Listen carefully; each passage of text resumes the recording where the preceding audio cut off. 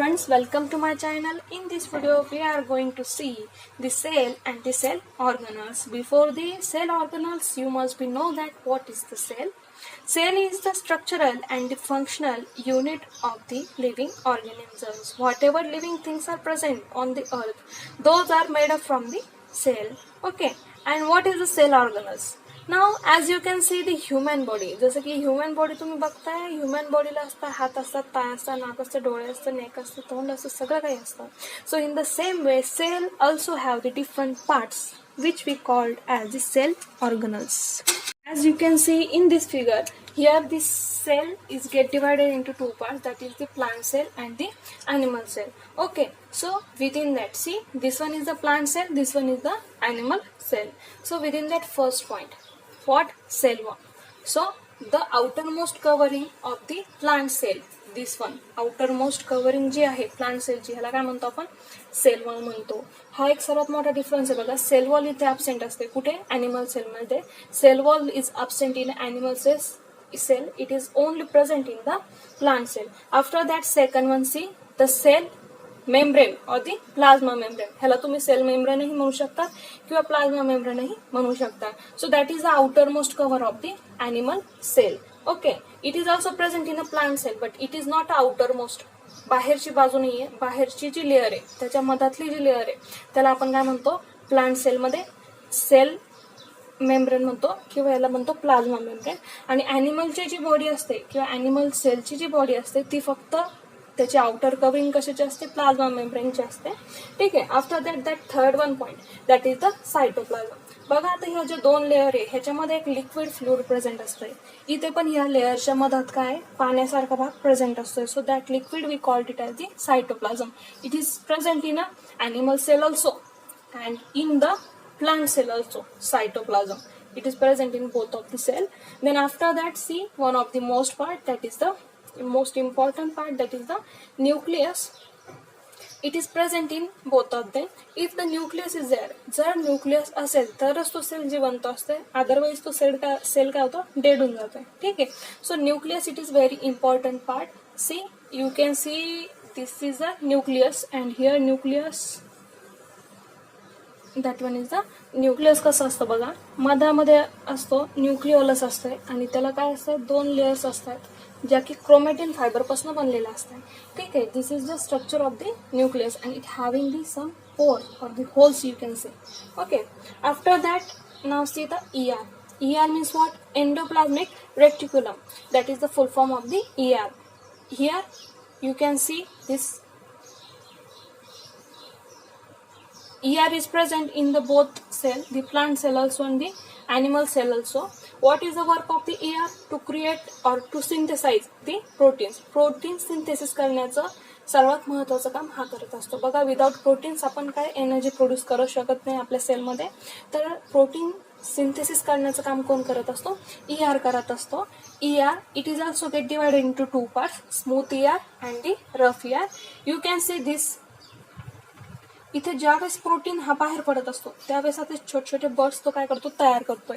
इथे पण तुम्हाला दिसत आहे. आणि ज्यावेळेस हे प्रोटीन ह्या ER पासून काय होतं? लांब जात आहे, त्यावेळेस तिथं काय तयार होतो? Soft ER. ERचे दोन प्रकार पाडले जातात, soft ER and the rough ER.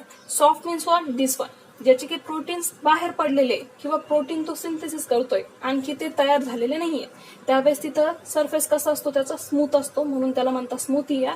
आणि ज्यावेळेस प्रोटीन तयार होऊन बाहेर पडण्याची वेळ येते त्यावेळेस असा त्याचा रफ सरफेस तयार होतोय आणि ह्याला म्हणतात rough ER. So it is present in plant sale also and in the animal cell also.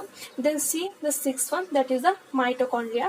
You can see the mitochondria as the power house. हा काय करतो? पॉवर हाऊस याला आपण म्हणतो, कारण की हा काय पॉवर एनर्जी जी असते आपल्या सेलमध्ये एनर्जी तयार करण्याचं काम कोण करत असतो? मायटोकॉन्ड्रिया करत असतोय. Mitochondria creating energy in the form of the ATP. त्या एनर्जीला ATP म्हणतात. After that see this Golgi complex. Golgi complex, here you can C the parallel sacs are present in the cell body, that we called it as the Golgi complex. अशा parallel sacks present असतात आणि त्याच्यामध्ये काय असतं? काही enzyme present असतात. ठीक आहे. ज्यावेळेस काय होत आहे की हा प्रोटीन सिंथेसिस करतोय, मग हा प्रोटीन्स कुठे काही प्रमाण इकडे जात आहे आणि हा काय करतोय की गोल्जी कॉम्प्लेक्स काय करतो, त्यामध्ये जे कमी असेल ते ॲड करतो, म्हणजे त्याला मॉडिफाय करतोय एकंदरीत. कशाला? प्रोटीन्सला मॉडिफाय करतो आणि इक्वली डिस्ट्रीब्यूट करण्याचं काम करतो. तो सर्व सेल बॉडीमध्ये काय करतो, ते प्रोटीन्स काय करतो, डिस्ट्रीब्यूट करतोय. After that see the व्हॅक्युअल. व्हॅक्युअल means what? Just remember the store room. एकदम साध्या भाषेत सांगायचं म्हणलं तर स्टोर रूम, जिथं की बाहेरचं आलेलं आपण काय करतो, जास्तीचं सामान स्टोर करून ठेवतो किंवा अनावश्यक वस्तू आपण काय करू शकतो, तिथं स्टोर करून ठेवतो. And one of the important thing within the that is of the vacuole, that is the what? It is permanent in a plant cell and it is temporary in a animal cell. Why these things are happen? बघा इथं plant sale मध्ये ही permanent का असते, कारण की plant काय करत असतो, एकाच ठिकाणी स्टेबल असतो, तो काय मूव्ह होत नसतो. त्यामुळे त्याची एनर्जी आहे ती खूप प्रमाणात काय वापरली जात नाही. त्यामुळे एनर्जी, एक्स्ट्राची एनर्जी स्टोअर करून ठेवण्यासाठी त्याला काय लागतं, व्हॅक्युल लागत असते.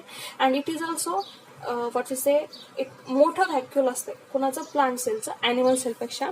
आणि ॲनिमलची जी व्हॅक्युल असते, ॲनिमल सेलचं जे काही व्हॅक्युल असतं ते कसं, मेटाबॉलिक ॲक्टिव्हिटीमध्ये आपण काय करतो, एनर्जी यूज करत असतो कंटिन्युअसली, आणि कधी कधी एनर्जी आपण जास्त प्रमाणात पण देतो.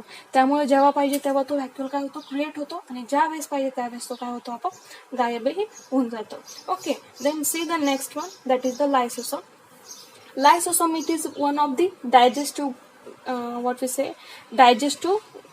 enzymes are present in the lysosome. It is a packet of the digestive enzymes. Digestive means what? Whatever extra thing or the what you can say the bacteria and the virus वगैरे ह्या ज्या काही गोष्टी असतात बाहेरून आलेल्या त्या digest करण्याचं काम. किंवा जर हा सेल खराब झाला, सेल डॅमेज झाला किंवा खराब झाला, तर त्या सेलला सुद्धा डायजेस्ट करण्याचं काम कोण करत असतो, लायसोसोम करत असतो. लायसोसोमसाठी फक्त लक्षात ठेवा, डायजेशन हा काय करतो, डायजेस्ट करण्याचं काम करतो. ठीक आहे. After that last one is the chloroplast. Chloroplast means what? Chloroplast, see you can see here, it is not present here. Chloroplast हा जो काही आहे तो कुठे प्रेझेंट असतो, ॲनिमल सेलमध्ये, प्लांट सेलमध्ये प्रेझेंट असतो. ॲनिमल सेलमध्ये तो प्रेझेंट नसतो, कारण की क्लोरोप्लास्ट हा काय काम करत असतो बघा, when the sunlight falls on the leaves of the plant.